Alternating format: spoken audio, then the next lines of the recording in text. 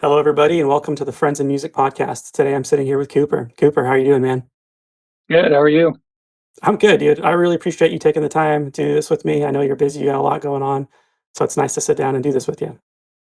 Yeah, thanks for inviting me.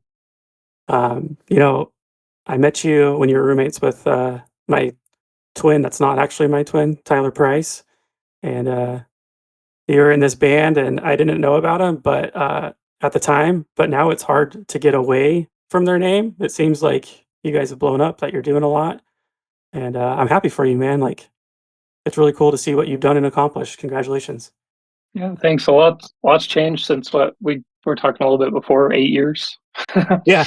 A Yeah, lot has changed, and it seems like for you, man, it seems like a lot of positive things have changed, family and kinda touring a lot and doing a lot with music, and honestly, it's awesome, dude. I'm seriously happy for you. yeah. It's been a lot of fun, and for the last 8 years, things grow and change, and yeah, like you said, I think it's been mostly positive. So Yeah, it's been dude. a good time. So let's get into it. I don't know, and I can maybe guess based off of what you're wearing, but what are some of your favorite bands? Yeah, I got the Sleep Token hoodie on. Yeah, yeah, I do like Sleep Token. My favorite band of all time is Coheed and Cambria. Okay. I love the storytelling. Yeah. They have like a whole comic book series behind it. Yeah. Um, yeah, I'm like a little bit of a nerd. Like I'm a super big Star Wars guy, so it kind of ties in with that a little bit, I think. But Yeah.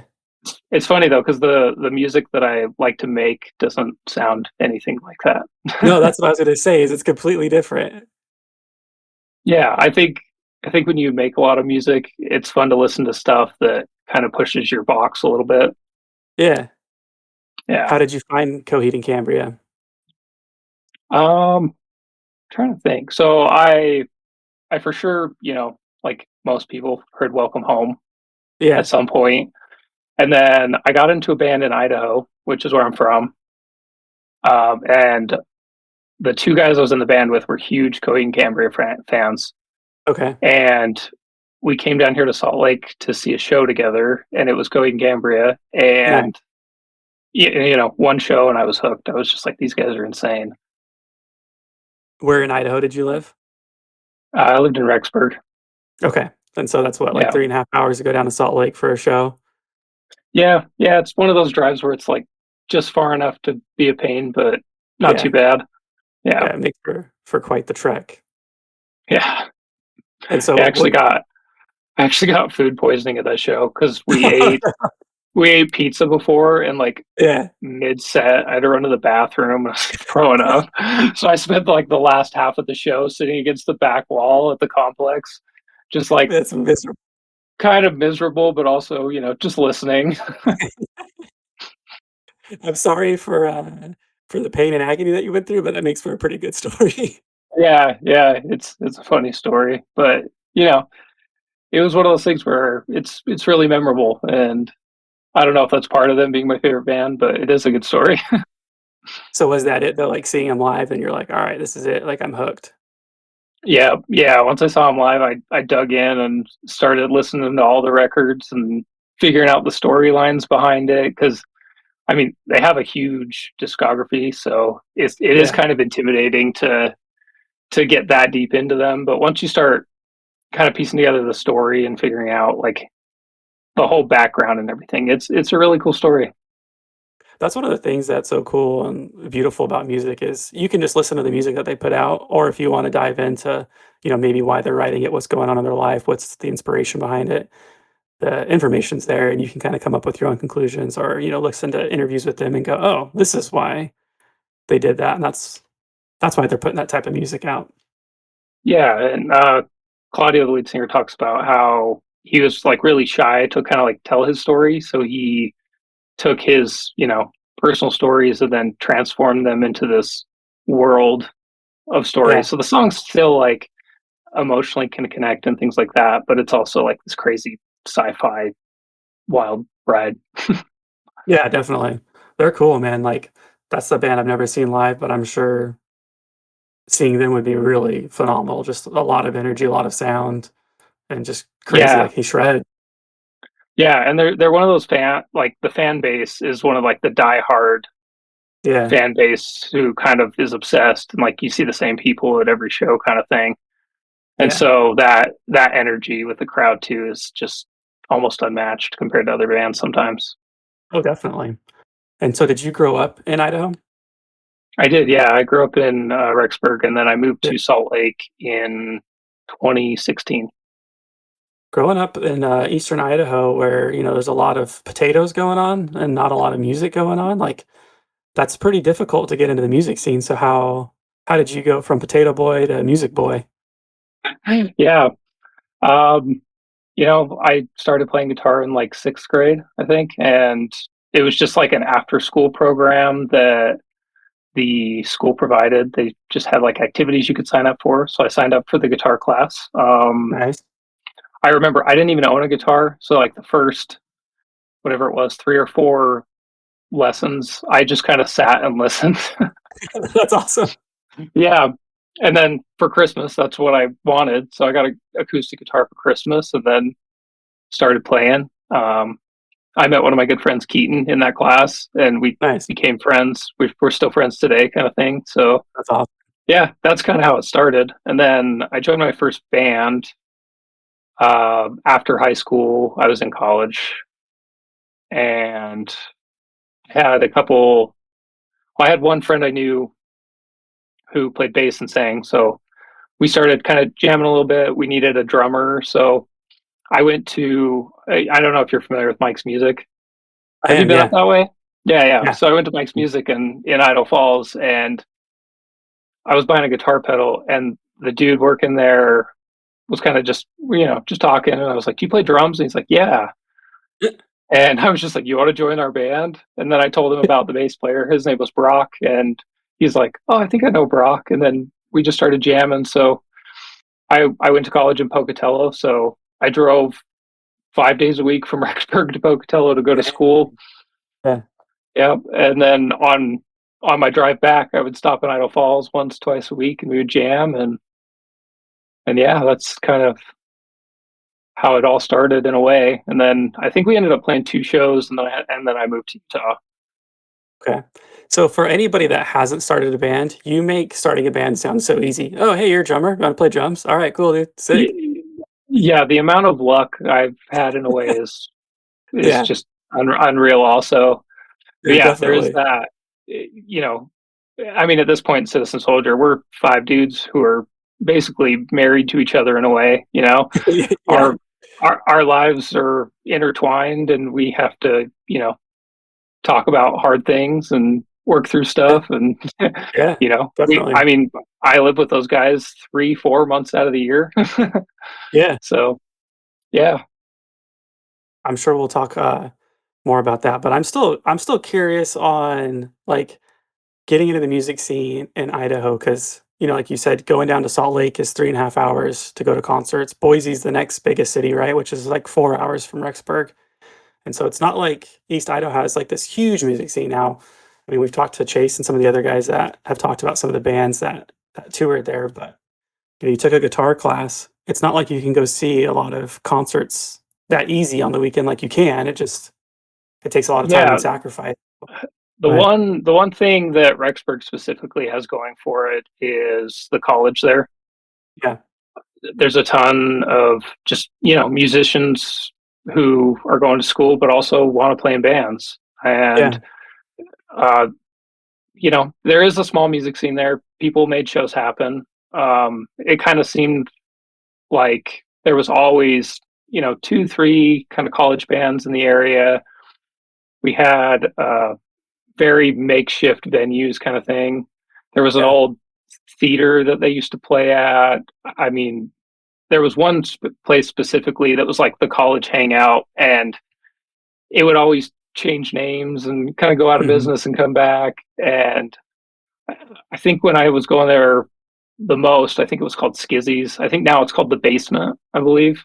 Yeah, But it's like a restaurant college hangout, and then they have like a small stage and a venue kind of thing. So in junior high, me and Keaton, like I mentioned, we would go to all the local shows. We we hung out at the music store all the time because, like you Yeah. said, there's not much to do there. Yeah. So we became good friends with the owner's son, Brandon, who ran the Rexburg store, Nice. and we would go there almost every day after school and just hang out until they closed and just play guitar, hang out with Brandon. But we got to meet like a lot of the employees there who played in bands, so we'd go to their shows, and so there was a small scene where it seemed like we were going to a show once a week, maybe kind of thing. Yeah, it's cool that, like, for Rexburg being such a unique music scene to have bands just come and go because most of them don't last long there because, like you said, it's the college students. It's cool that you were inspired by that and that you were, like, a good, I wanna say promoter, but that's not the right word, like, attendee, supporter, and, like, it was beneficial for you. That's really cool. Yeah, yeah, it was cool to see bands evolve and adjust. As you said, people would leave, but there was always a few of the local guys there. There were bands in Idle Falls, swap out, join new bands, kind of Yeah. thing. So it was cool to watch like different groups of people create different styles of music or how they kind of work together. So when you were there for the Skizzy, Sammy's, Basement, all the names that it went through, did you ever Yeah, play there? I didn't. I never actually Okay. played there. No. Yeah, when I got in my first band and we played two shows. One of them was in Pocatello. I can't remember the name of it. It was a basement bar. I think there was five people there, and pretty sure like three of those people were my family. Yeah, for sure. And then the other show we played, do you remember Big O? He was, Yep, I think it was like rap rock from Boise. yep. Yeah, he toured a little bit and did some stuff. We played with him at, I think it was called the Sick House in Idle Falls. Mhm. Again, it What was was your like band name? just Last Man in Athens. So that's really funny. So we played a show together, and I did not Oh, know that really? until right this second. Yeah, I played that Oh, show too. that's right. Yeah, yeah, I remember I because Tyler was That's so there. funny. Yeah, I think Tyler even took pictures of the other bands. That's probably the yeah, pictures that I have. yeah, Yeah, he did. He was always really that's good about funny. doing that. Yeah, we should have maybe That's talked a so little bit more funny. beforehand. Yeah, that's really funny. Once you said Big O, I But was yeah, like, "Oh, I know where this is going." that's funny though that you were there because that's the first show I ever played. Oh, cool, man. Yeah, That's really fun. Yeah, I was yeah, there. How awesome is that? that's funny. So that was your first live show with any band? Yeah, ever. I didn't know how to sound check. I didn't know. Yeah, I showed up and was just like, gotta figure it out. Yeah. Well, to go from there to, where we're gonna end up today, like, that's gonna be fun to get to that point, but that was a fun show, and I think, like, to have that as your first show is a pretty great experience because, like you said, like, the Pocatello show, like, that's usually what they're like, right? Like, 5 people, your Yeah, girlfriend, your mom, and whoever yeah, else might have just stumbled in, but the Sick House one, I mean, it wasn't, like, super packed, but there was a good amount of people there that day. yeah. I think there was probably like 25, 30 people there. Like it was somewhat full. Yeah, Yeah, that was a fun time. yeah. It definitely gave me the full experience in a way. So then from there, you're like, "Alright, there's more out there for me." So did you just jump ship and run down to Utah to join a bigger band? No, so like I said, I was going to college and I had a job opportunity in Salt Lake, Okay, and I went to school for computer aided draft and design. So I drew blueprints for steel fabrication, nice. buildings, handrails, all that stuff. Yeah. Yeah, And so I was halfway through my degree and I got a certificate, and the dude was like, "We're so busy, we need you right now." okay, So I was like, "All right." So packed yeah, up and moved to Utah. I moved to Utah at the end of August that year, and I was working. I didn't know anybody, just hanging out at home, going to work, kind of thing. And I just really missed music, and so I posted an ad on Craigslist, KSL, just like guitarists looking for band.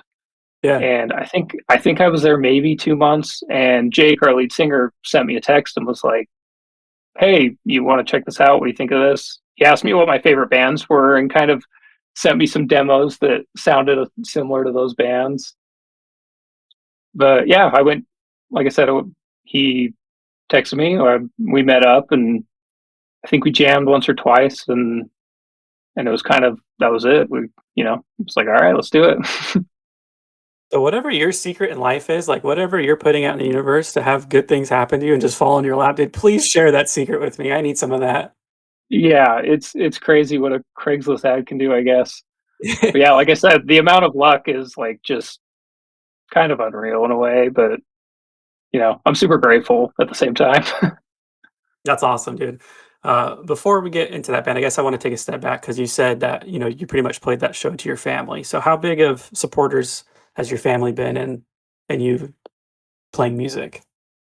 Yeah, my family's like my parents have always been the type of people who like made me try things growing up. Like I did soccer, I played baseball, basketball. I did ballroom dance for a year. I was on a swim team. Like so, it was kind of one of those things where it's like you stay busy and you stay out of trouble, kind of thing. Yeah, I think the support music wise wasn't like maybe like make a career out of it support, yeah, but just like kind of that thing like you should have hobbies to stay out of trouble kind of thing. definitely. They say, did they have any influence on your music taste growing up? Yeah, for sure. I grew up, listening to 80s rock. I think my dad liked a lot of like AC/DC, Motley Crue. I remember digging through his cassettes and playing them in my room, that kind of thing.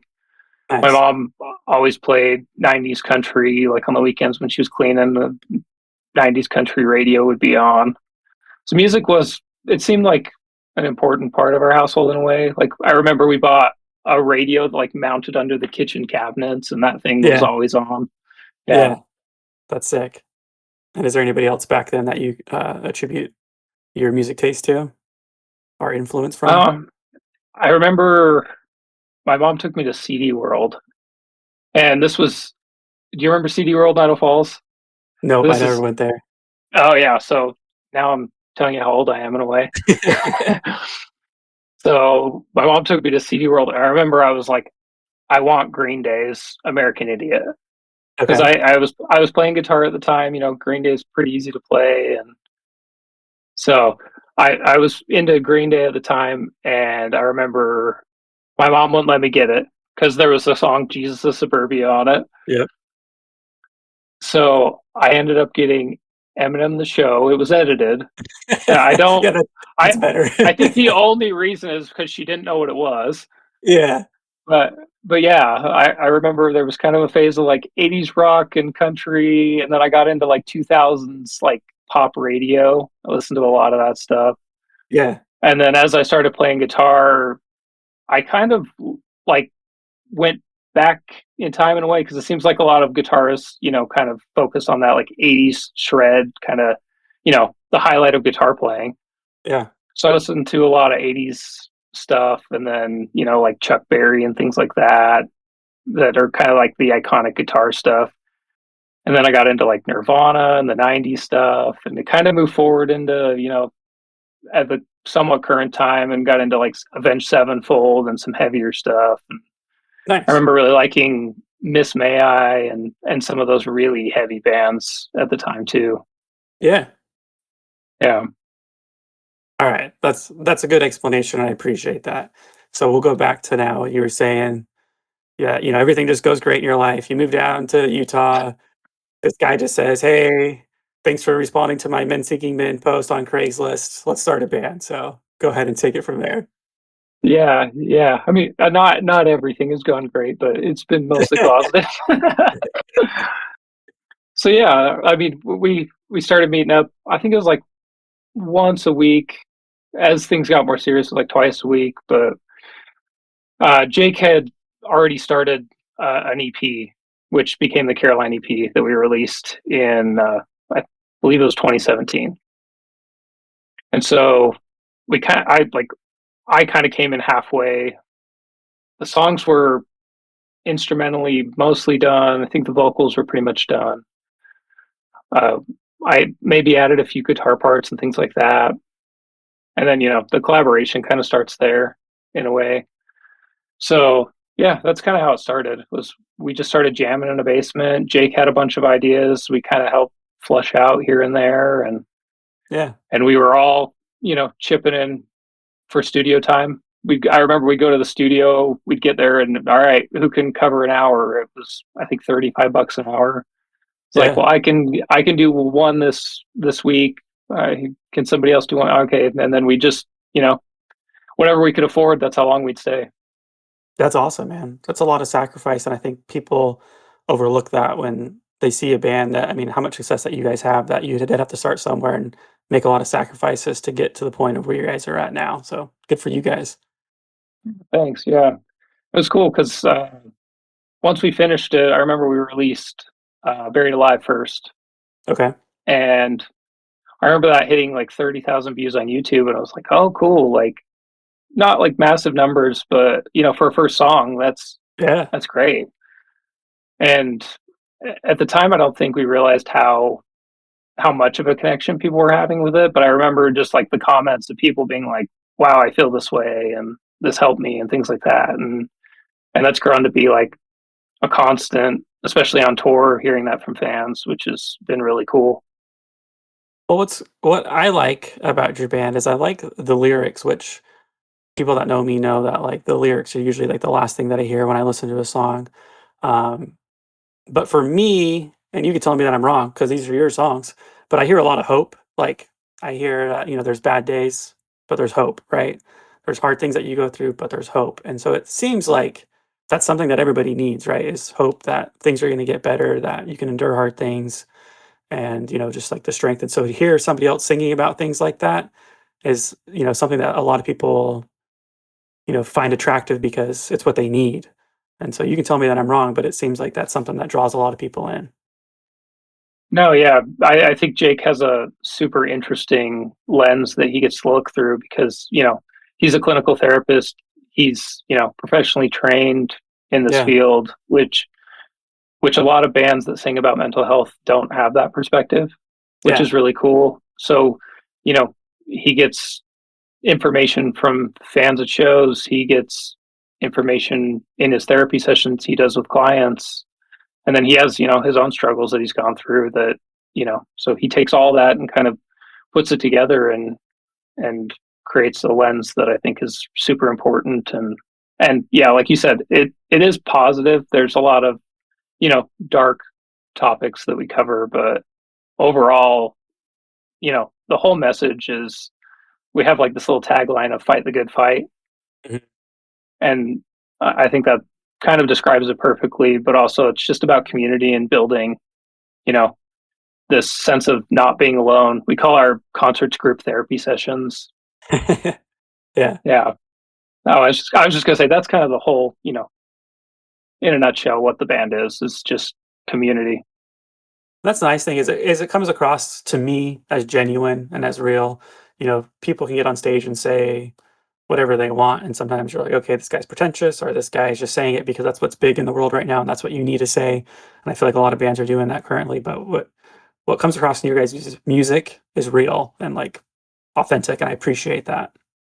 Yeah, and I think that's kind of the reason people can do it. Mm. I can't. We were working with somebody, and they were like, "Fans have a really good bullshit meter," Yeah, it's true. and I'm like, "They do," because you hear something that's kind of pandering, and Yeah. but you know, um, bands can talk about mental health and be genuine about it, but yeah, like you said, I think some bands maybe do kind of, oh, this is a trend, let's hop on and see if it catches, kind of thing. Yeah.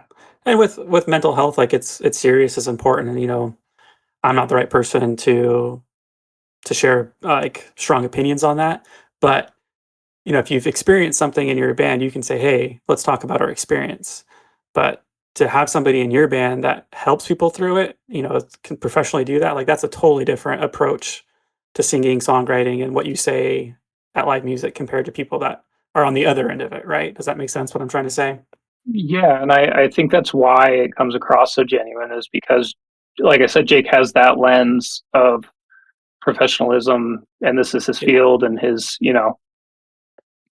plus he's been through, a lot of stuff too. So you combine both of those, and that creates that genuine, real feeling. And then on top of that, we have songs like Strong for Somebody Else, who that was a client told him that I just have to Oh, be strong cool. for my kid kind of thing. Yeah, And that created that whole song. So yeah, yeah, it definitely does come from a very genuine place. definitely. Um, you said before we kinda got off on that, that your song hit 30,000 views on YouTube. If I had Mhm. anything that hit 30,000 views on YouTube, my jaw would be on the floor permanently. So it doesn't sound like that's when you're like, "Oh, this is going somewhere. This is, like, gonna be our full-time thing." So when was that moment of like, "Oh, this is happening?" There was never like this like boom, amazing, we made it kind of thing. Yeah. Okay. So the Caroline EP was a passion project Jake wanted to do. He wanted to Yeah. become a therapist. He had been through some things and wanted to tell his story kind of thing. Yeah. So he was like, I'm going to do this 5-song EP, get some guys to help me out, maybe, play some shows or whatever. But after that, I'm going to go to college, finish my degree, and become a therapist. Yeah. And that growth kind of kept the band alive. Because I remember comparing our stuff to other bands in Utah, because there's a good music scene here. Yeah. And so seeing like I remember there was a band, Classic Jack, I think they're still around. Okay. And I remember seeing like, oh, they're kind of one of the bigger rock bands in Salt Lake that's still local, kind of where they're at. And I remember, our numbers were starting to catch theirs kind of thing and being like, oh, like, this is at least decent enough to be like a good local band that's growing. Yeah. Yeah. So as we kind of release more and more stuff, it just, kind of slow grow. I think Let It Burn was the second release, and it did really well. It's still one of fans' favorite songs. That's Jake's story Mhm. about what happened before the band. I don't want to speak for him, but yeah. Yeah. So that song is very genuine and really hit, I think. So as we released the Caroline EP, it was just kind of that slow stacked growth. And then after the Caroline EP was released, we played a release show at I think it was called The Rise at the time in Orem. Okay. And I remember we if we didn't sell it out, it was really close. But we that's the thing where you cash in your mom come see me play, friends come see Yeah. me play. Like, yeah, we put everything in it. Like, we're gonna play one show this year, kind of thing. And I think we may have played a few that like summer, but we took some time off to make sure like this is the important show people like our friends and family will come to. Yeah, for sure. That's cool. Yeah, so I just remember that show being like one of those like, oh wow, like we filled the room. Yeah. Yeah. That's a good feeling, man, and I think you exposed one of your secrets to life of why good things are happening to you. It's very apparent that you're a humble person, man, like, you're a good Oh, guy. thanks. I appreciate that. Yeah, Yeah, for real. yeah, yeah, yeah. There's a bunch of hard work that goes into it too. Like this is my life. Like live, Yeah, breathe music. But yeah, thanks for saying that. I appreciate it. of course, and it's really cool as someone that's such a big fan of music, like, I've tried being in bands and doing what I can in music, like, you found a way to make a career out of that, being in the band and what else you're doing, so, like, that's awesome, dude, I'm very envious of that, so good for you for making that happen, and it doesn't just fall in your lap, like, I'm teasing you about that, there's a lot of hard work, you have to put in a lot of hours, make a lot of sacrifices, and so it's cool that you've been able to, again, make a career out of it.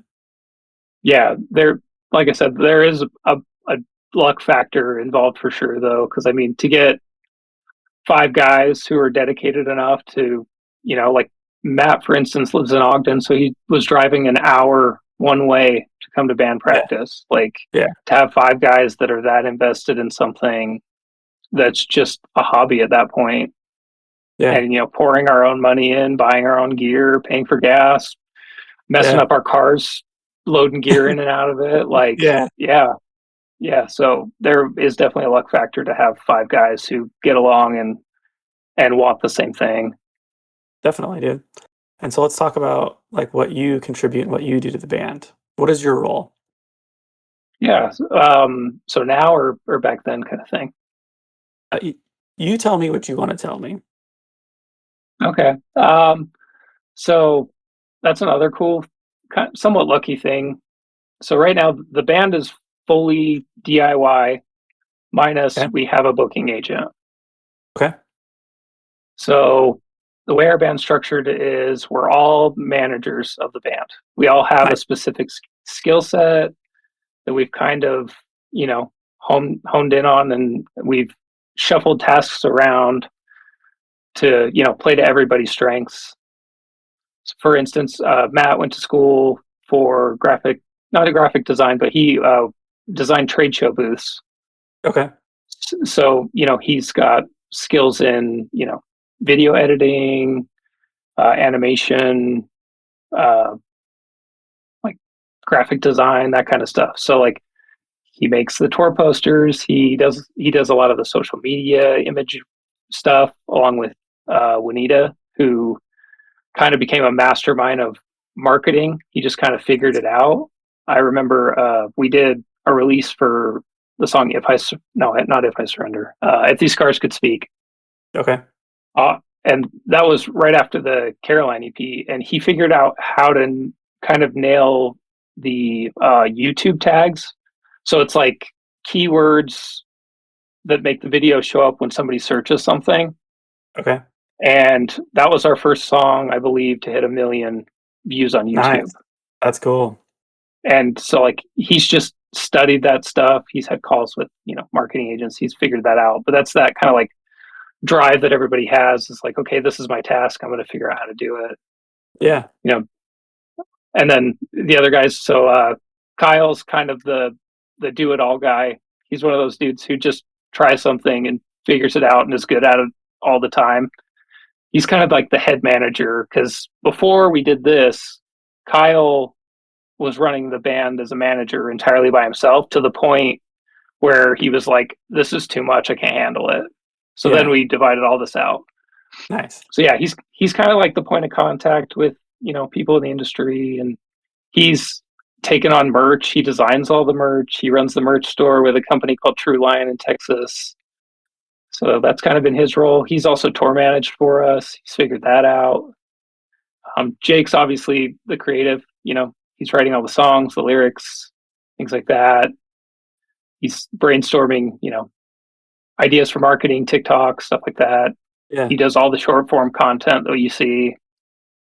So that's kind of his role, which we like, because you have that person who is the creative, and it's nice to keep them in that creative space versus, some Yeah, of the for sure. mundane tasks of Yeah. running a business.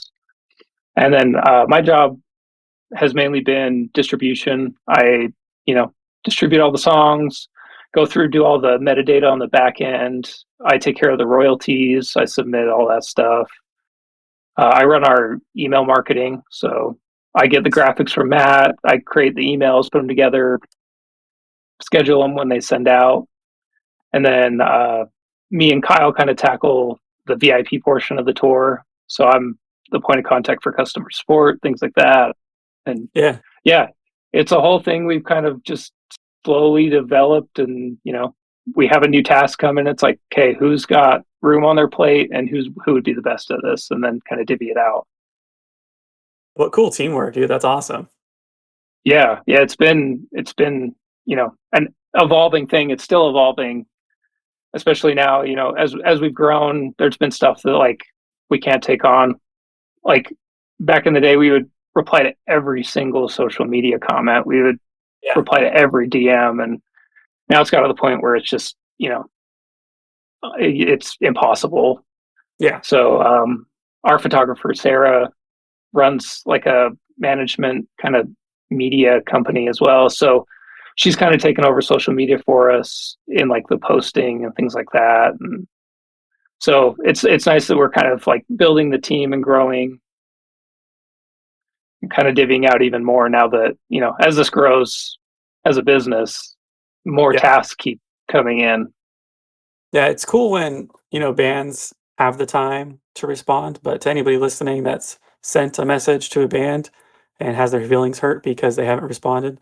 These guys are busy, and like you just explained, you guys all have your on-stage roles, which, takes a lot of time off stage preparing for that, and then you guys have roles within the band, so, if they don't respond, they don't mean to hurt your feelings, it's just they're busy. You're very Yeah, busy. the amount of hats you have to wear in a band is wild. Like people are like, oh, you play guitar in a band, you must play guitar a lot. It's like for 80% of the work I do in the band is probably sitting at this computer, typing something or figuring something out that's Yeah. has to do more with the business side of things than actually guitar playing. Well, and it's cool because like, you're contributing more, you're doing more, like, for me, when I do things like that, I feel better about myself because I'm applying myself in different ways, right? And I'm sure you can relate to that because you're doing so much. Yeah, yeah. I'm one of those people who is satisfied with the to-do list and like, the little check boxes. Like, Yeah, definitely. yeah. So it is nice to have like a structure of things. We use an app called Trello. Okay. It's like an organizing board, so you can create like little boards and lists and checklists Yeah. and things like that. So that's kind of how we stay organized between each other. And so within your personal role within the band, play guitar, you do those things you explained, but you also help with the live sound, is that correct? Yeah, yeah. So as far as touring goes, yeah, me and Kyle started because he had a more intricate understanding of how a live rig works, Okay. and so I'm a huge gear nerd. I love gear. I love figuring out how things work and Yeah. like like you said we're going to talk about later. Like I produce also, so Uh-huh. I'm one of those people who just likes to figure stuff out. I love Okay. puzzles and solving problems and things like Yeah. that. So I've kind of taken over the live gear from Kyle because he took on the tour management role. Yeah. So, figuring out how to run an in-ear system and how to make backing tracks and all that stuff. Yeah. So You enjoy that's doing my that? main role. I do. Yeah. I love Yeah. like it kind of plays into the producer role with the backing track thing and then the gear thing, obviously, figuring out like, okay, this takes so long to set up. How do we streamline this? How do we streamline this? How do we make things easier? How do we plug in less cables every day? That kind of stuff. Yeah. And then learning from other bands. We just got back from Europe in November, and our tour manager over there, Dylan, works with some of the biggest pop stars over there. And he has a buddy named Mike who runs monitors for Radiohead. Oh, And cool. I kind of told them how we run our US rig, and then they took it and put it on steroids.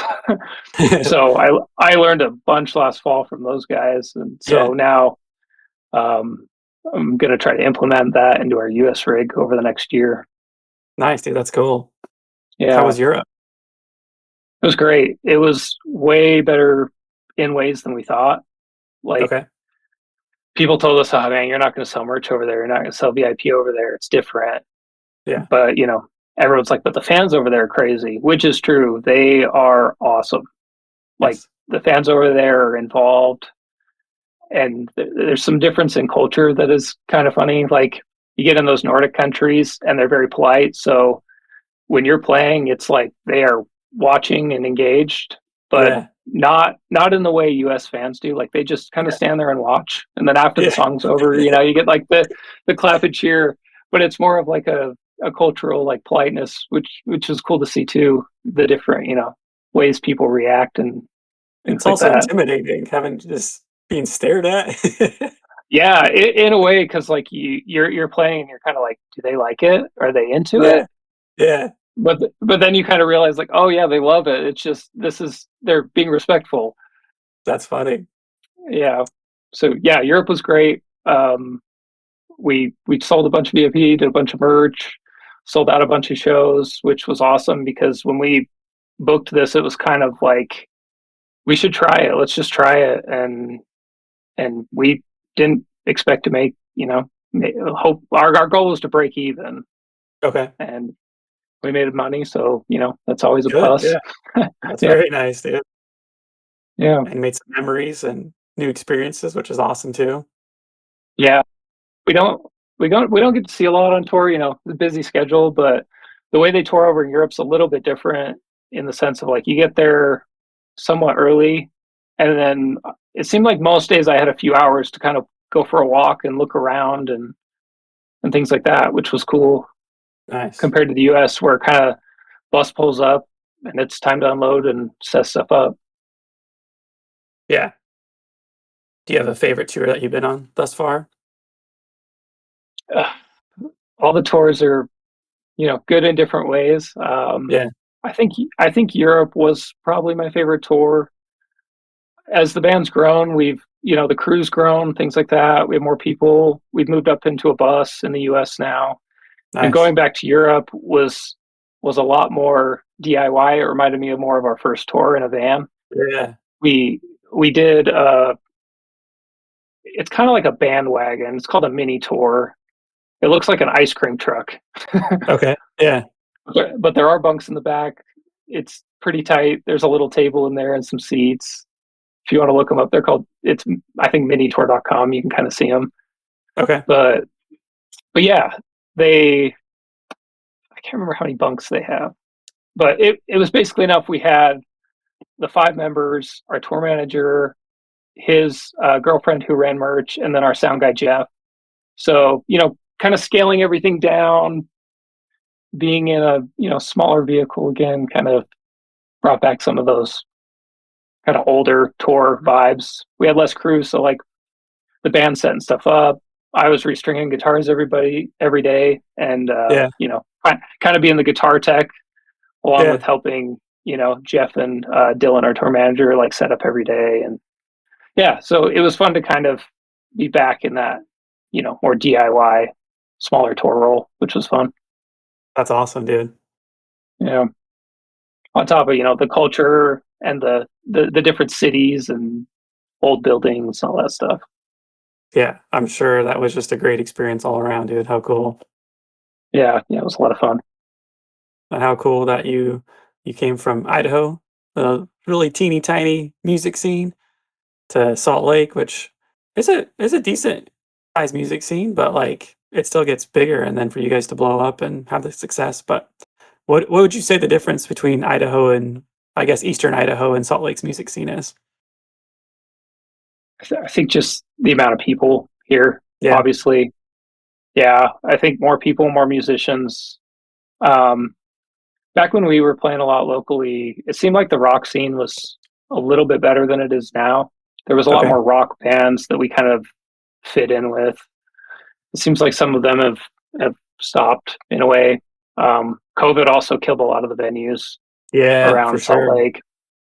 There was a place called the Royal that Royal Bliss owned. We played there, 1 to 4 times a month, and it was a bummer to see that one go because that was kind Yeah. of that's where we cut our teeth in a way. Uh-huh. But yeah, it seems like the Provo scene's still really strong. You've got kind of that indie rock pop kind of sound down there. There's a Yeah. ton of bands down there. Yeah, I mean the Salt Lake scene, I feel like it's a little underrated. It's good. There's a lot of talent here and things like that. I mean, Post Malone lives here, right? That's all you have to say, I guess, huh? Yeah, yeah, but yeah, it's not LA or Nashville, but I like it here. I think the scene's great, and there's a bunch of local people here that are awesome. Yeah. Right now, I'm in my studio in Salt Lake City. I work alongside a guy named Clayton Blue who runs Bamboo Audio, so I rent this little room from him. So Nice. there's a bunch of talent here and a bunch of great people, and yeah, it's a strong scene. It is, and it's cool and it's fun to be part of. What's your favorite Utah venue that's open still, I guess? Because it sounds like you had a favorite, but it's gone now. Yeah, I mean, favorite is in like yeah, like I think it's more like the fond memories and things like that. Mhm. That would probably be one of my favorites. Just Okay. growing up there in a way as a band. Yeah.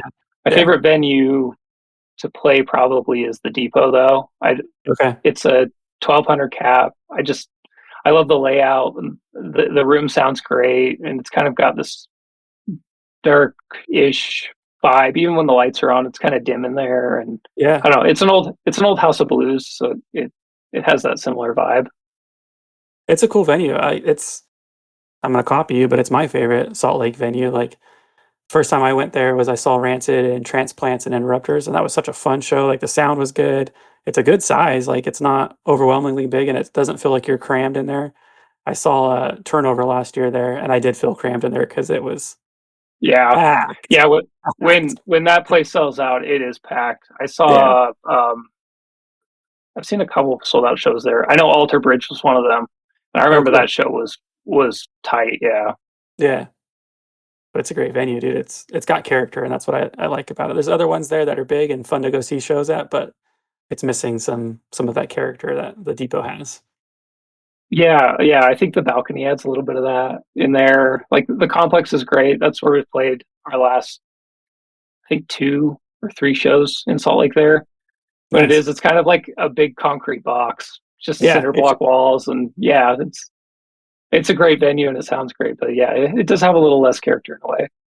it's great because so many bands play there. Like they have different sizes, options for bands. But yeah, it's just a box. You're just in a box when you're there, which it's great to see the bands. It's great that there's a place, to go see to play, whatever side you're on. But it's just a box. Not trying to be Yeah. mean to them, but yeah. No, no, yeah. No, it's a great venue and they run a good ship over there. Yeah. All right. So you're sitting in your studio right now.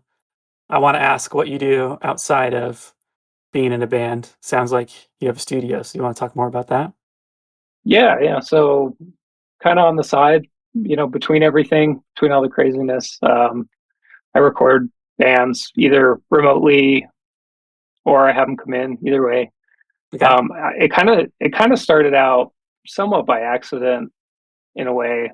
Um, when the band first started recording and stuff, I was fascinated with how it all worked and trying to figure out how to make things sound better and all that stuff.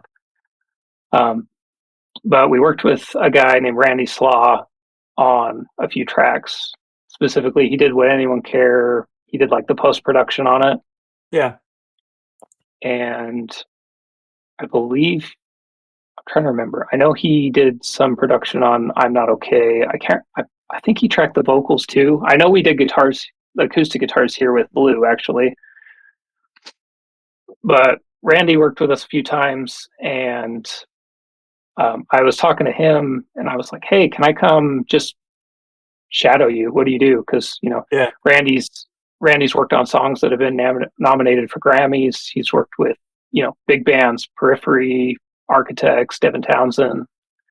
So just one of those things where like I have this local guy who's doing it at the top kind of thing. Yeah. So kind of hit him up and was just like, "Hey, can I just watch, figure out what you do," kind of thing. And it kind of turned into an internship in a way where I was Nice. helping him out and he was teaching me, and then it got to the point where he's like, "Hey, if you kind of like work on some stuff, make my life easier, and then send it my way, I'll give you a little bit of money," kind of thing. So it turned into a little Cool. side hustle too, Yeah. which was cool. And I got to help with some bigger bands like post production wise.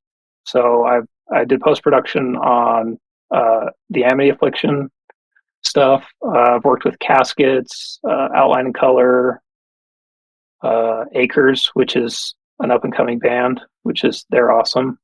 Cool. Yeah, so just kind of it was one of those things I kind of accidentally fell into in a way, but learned a lot, and I kind of specialized in the post production stuff for a while, and then our band works with a guy named Kyle Odell, and his mixes are amazing, and he does great production, and he's a great engineer. And watching him and learning from him and asking questions and just all of that stuff, I've been able to kind of figure it out and get to the point where I can, take a band song from a demo to a released product, which has been a lot of fun. Yeah, dude. That's so cool. Now, I was just gonna say it's just one of those things that I kind of, yeah, like I said, fell into, but then just got obsessed with it and Yeah. had people around me that knew more than me and just learned from them. That's a good piece of advice. I want to say learning tool, but that definitely sounds very uneducated. A good learning tool. But Yeah. you know, putting yourself next to successful people, I got to reach out to Randy and see if he wants to be on here. But somebody that I remember going to his apartment and he was making beats. He was selling beats to pay for school to where he is now is like incredible, right? Being in your apartment back in 2017, 18, when your band was starting out to see where you're at now is incredible. And so if you surround yourself with people that are successful and, putting in the hard work, because you two are very hardworking individuals that I've seen, personally, right? But if you want to learn from somebody and you want to learn to be successful in that job or that tasks, learn from people that are sacrificing and making it happen. And like you've done it in multiple ways, which is fascinating. Good for you, man. Yeah, it's a little intimidating to be the least skilled person in the room, but I think it's like the most important. It's the most important thing because Yeah. like if you know the most there, then you're not going to learn anything. And again, that goes back to that humility thing we are talking about. As long as you can accept that and you know that and you're okay, you're comfortable being in that situation instead of trying to overcompromise or act like a know-it-all, people are going to teach you stuff and they're going to have patience with you and go, "Oh, this guy's trying, right? Like Yeah, he's doing yeah, it. So yeah, like let's help." yeah. I think that's a big thing. It's just you just trying and keeping at it, and you mess it up, you start over and do it again. Yeah, for sure. Yeah. Do you have a favorite, or do you have love equal for producing and playing music, or where are you at right now with that? I don't know. I don't know. Sometimes with Citizen Soldier, like I said, sometimes I'm the least skilled person in the room and don't have much to add. So sometimes being at the computer and kind of being like, all right, I'm the guy, I got to figure this out. So, Yeah. that creative seat of kind of like, all right, I've got to make this good Yeah. kind of is my favorite in a way, but the band is just my life. It's something special that I don't think I could recreate here in any Yeah. way, in a sense. But Yeah. I do like taking bands and having them come in and kind of applying what I've learned in Citizen Soldier and being like, let's make this as real as possible. Let's make people emotionally connect to it because at the end of the day, that's the most important part of music is people listen to it and how does it make them feel. Yeah. And then you said that you're a gearhead. I yeah, yeah. What made you like go, you know what? I don't want to just play guitar. I want to understand how it works, how my amp works, how live sound works. Like what got you into that? I don't know. I think it's that personality trait, like I talked about. It's just like Okay. figuring out how stuff works in a Yeah. way, and then the the common guitar player problem, the tone chasing and the how do I make this better? Yeah. Yeah, so I think that's been part of it. Like as the band's grown, we've all kind of evolved in that way of like, okay, like specifically the first like big US headline tours we did, I remember just being in sound check, just like hitting my head against the wall, just like the guitars are not cutting through the mix. Why? Why are they not cutting through the mix? Yeah. And then we have a backline now. His name's Jameson, and he's like just insane. Like you could ask him about a specific hardware compressor, and he would tell you what transformers are in it. Like Dang. just Yeah. knows so much. Yeah, Yeah. and so he's been a super big help, and kind of figuring out the difference between like a live guitar sound versus a studio guitar sound, and so yeah, just problem solving. I love problem solving. I love the checklist. I love marking off the task finished. Just gives me Yeah. that dopamine hit for some weird reason. You said you like puzzles too. Are you like an escape room type person? I've never done an escape room. No. Okay. If you ever do one, you'll have to Yeah. get back to us and let us know if that's your thing or not your thing. Yeah. I might get addicted or something if it does though. But yeah, Every time you're on tour, you're like, I gotta go to the escape room in this city. Gotta go. I could see myself liking that because like I'll watch TV shows and I'm sitting there like right now me and my wife are watching Only Murders in the Building. Okay. And so the whole show is like, who's the murderer? And I'm just sitting there Yeah. like, I'm gonna figure it out before they tell me. Yeah. Yeah. That's how my mind works when I'm watching TV or movies. Like I can't just sit back and like relax. I'm like, all right, how's it gonna end? What's gonna happen? What's gonna happen Yeah. next? Yeah, yeah, it's so funny. Sometimes I'll just tell my wife like what's gonna happen next because I just like know it, and Yeah, I'm not usually. I don't know if I'm usually right, but it is funny when it happens because I'm just like, yeah, that's what I like, just figuring it out. for sure. Are you ready for another compliment? I'm not very good at taking them, but yeah, That's all right. We'll see if sure. I can make you blush or not. It seems like with all the roles and tasks that you've taken on inside of music, business, whatnot, it seems like you're not a complacent person, which is good. Like that's a good type of person to be, right? You could just say, "Oh, I play guitar in a band. It's successful. Cool, great." Like Yeah, for a lot of people, I that's think. really go ahead.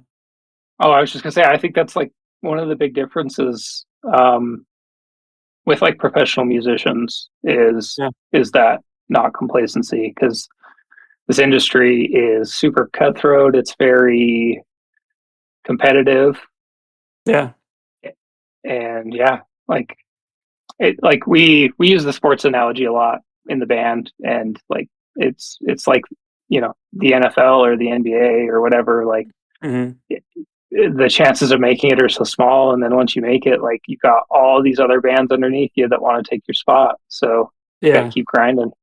yeah. So, is there any more about the music industry you care to shine light on?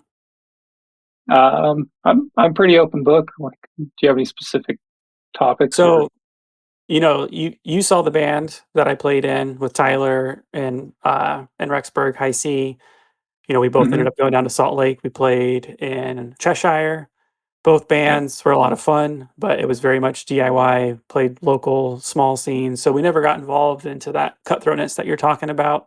We never got involved into, having a touring manager or bigger things like that. So anything that you see fit that, people may not know about that they might find interesting or something that, maybe you didn't know about before getting really heavy involved in the music scene that you want to just shine any light on, we'd appreciate to hear about it.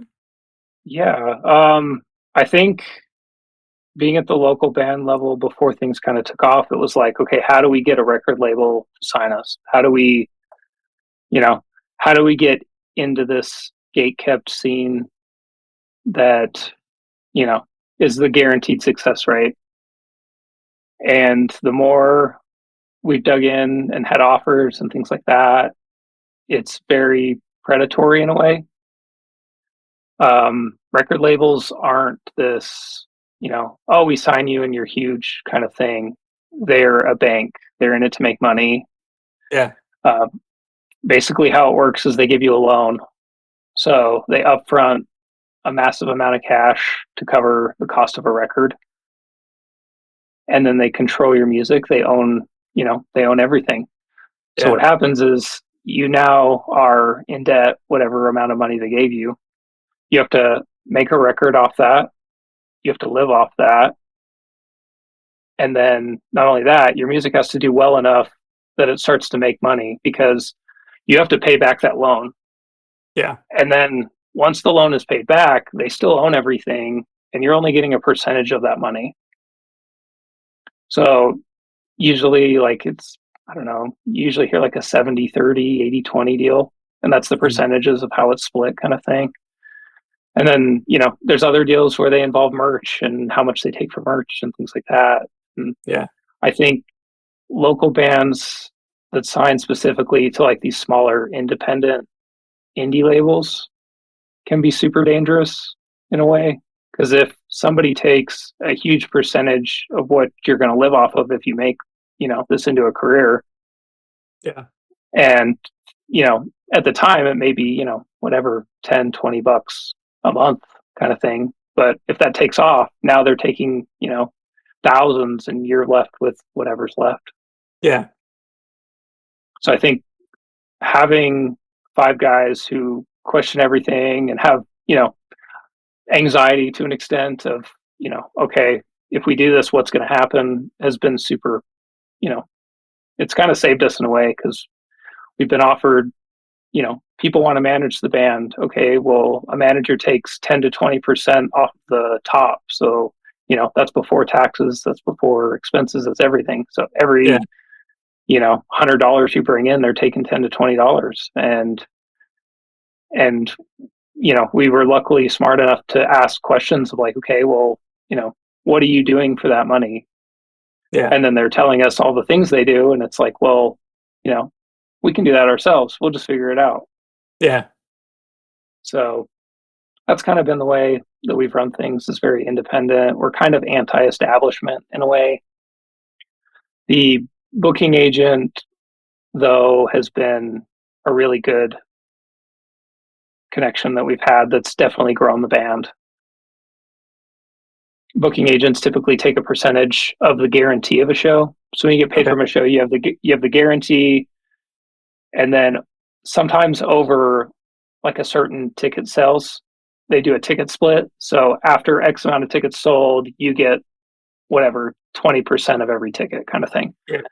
And then you've obviously got like merch and VIP and stuff like that. So the booking agents take a percentage only from the guarantee. They book all the shows. They have connections to the festivals. That's why we've been able to play, Welcome to Rockville, Sonic Temple, um, Aftershock, basically all of the major rock festivals in the Yeah. country was because of our connection with the booking agent.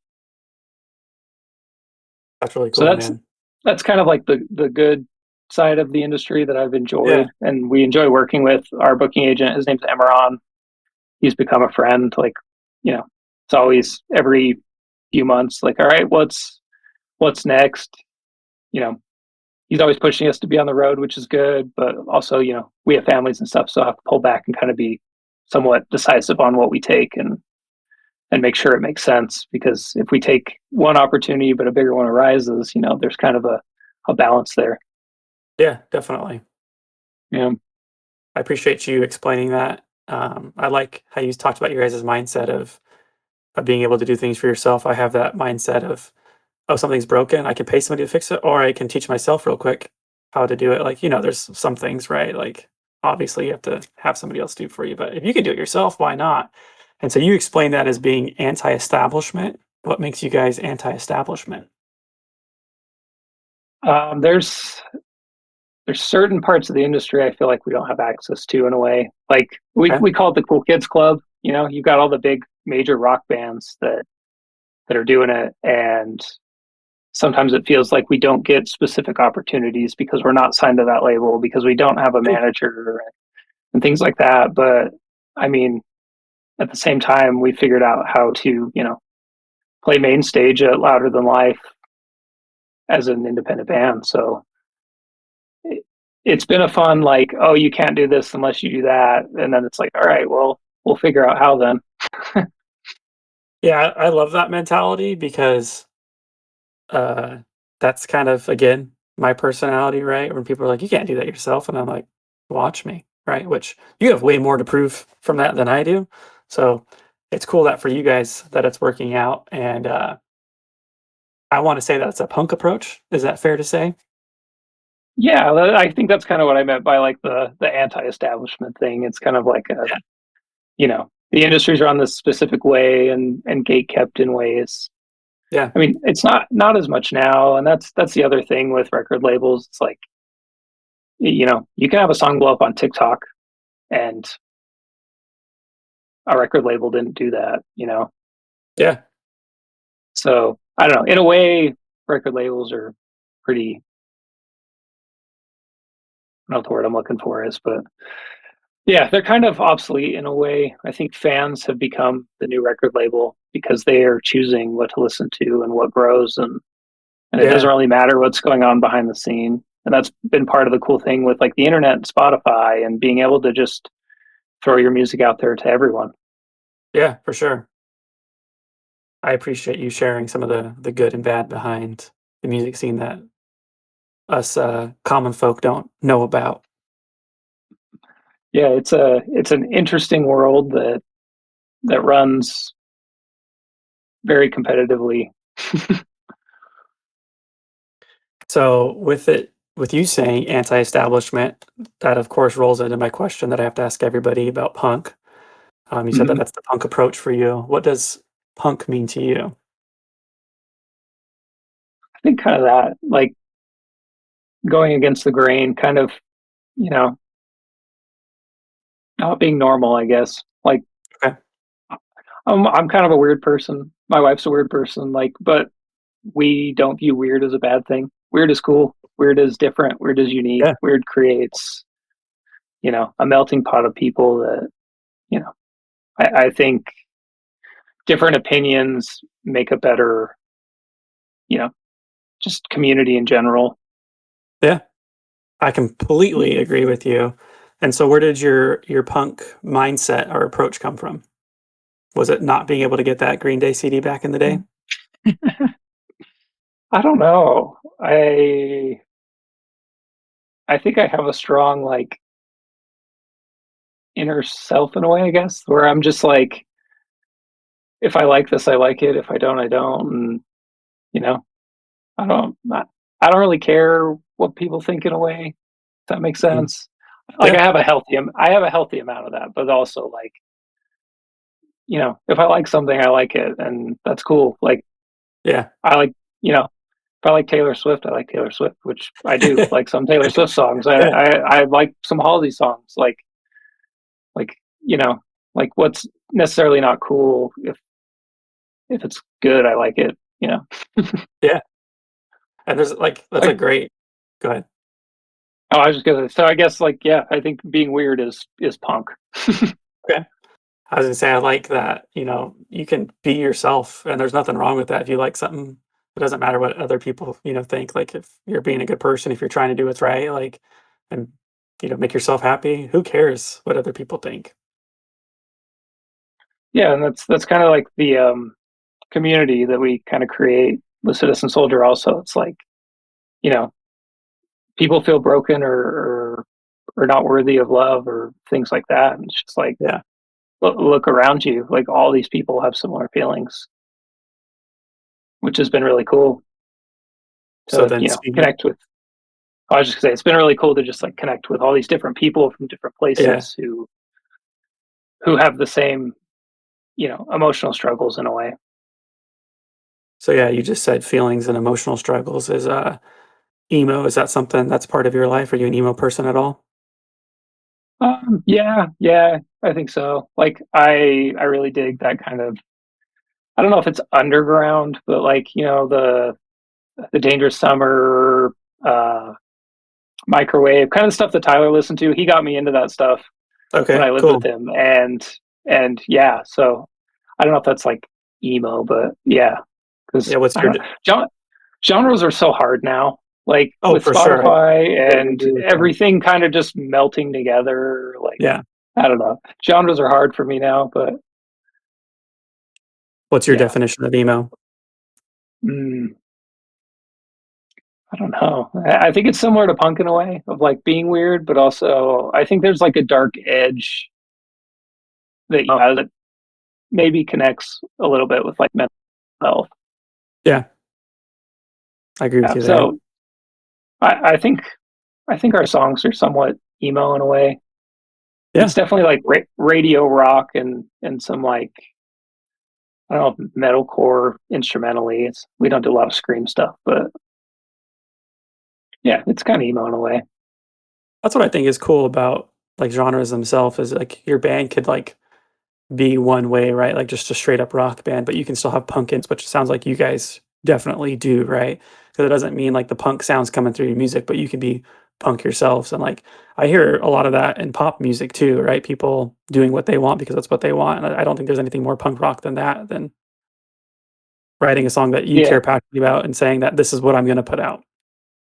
yeah, yeah, and like you see it, at all the music award ceremonies sometimes where an artist has something they want to say versus just the normal oh thank you so much like Yeah, yeah. So I definitely see that kind of punk thing in all aspects of music, and I think just creative people in general.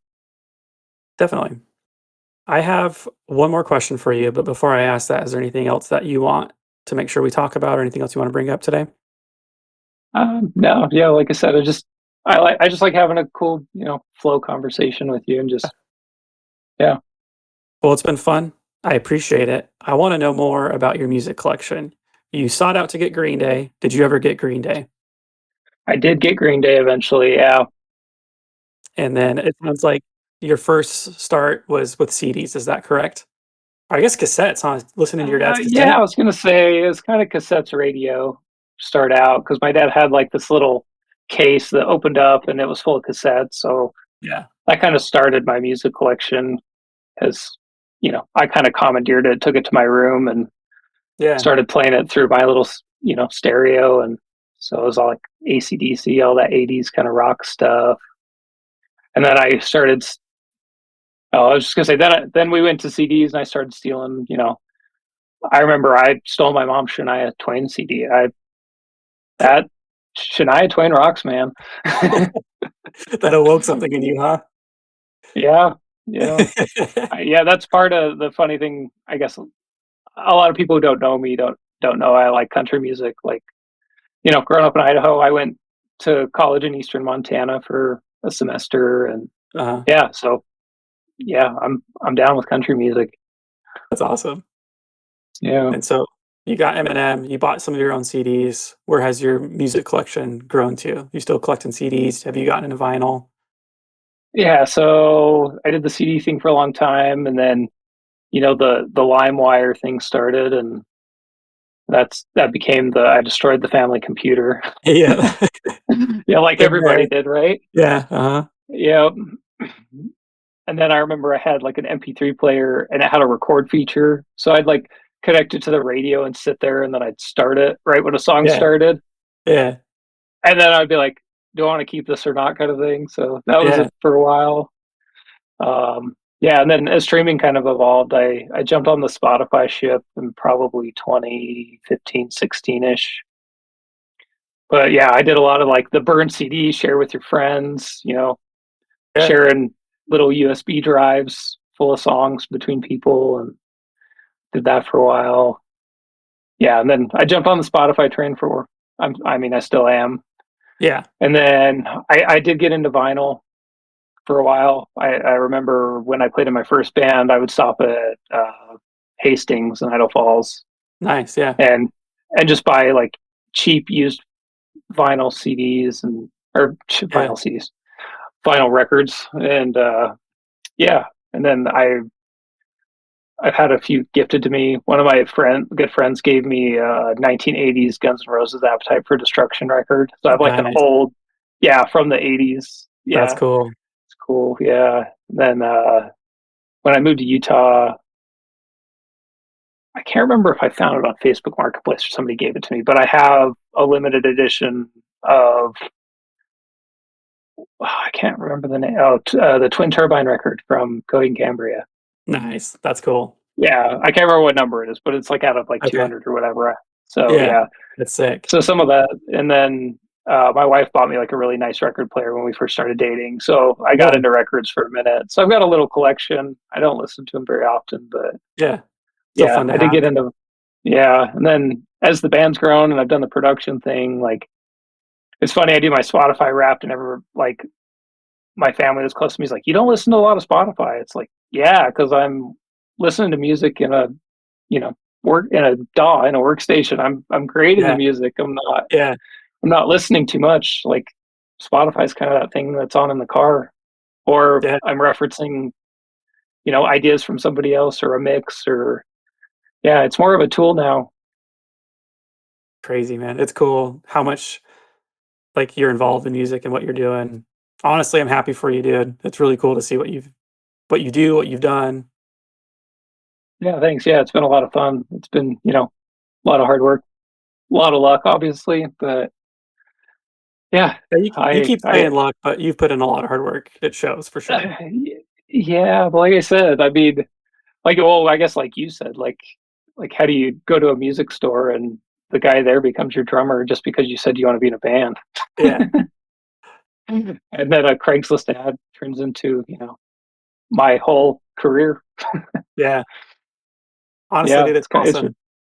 it is, it's wild. Okay, well, I appreciate you taking the time to do this with me today, dude. Thank you so much. Yeah, of course. Yeah, it's good to see you again. Yeah, you too, dude. Take care. Yeah, you too. See you.